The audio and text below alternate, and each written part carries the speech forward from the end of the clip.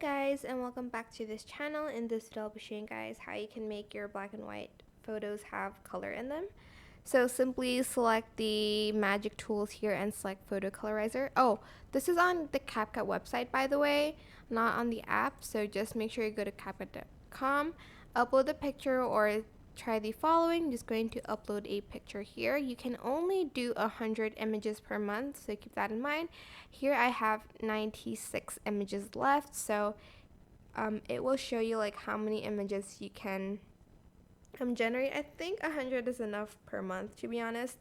But as you can see, it colorized the photo kind of perfectly. I don't know the original photo, but I mean, I do know she has blonde hair and stuff. But yeah, that is it. Super simple. I hope this tutorial was helpful for you guys. Don't forget to like, comment, share, and also subscribe to this channel if you haven't done that already. If you have any questions, just leave it in the comment section down below, and I'll try my best to answer them all for you guys.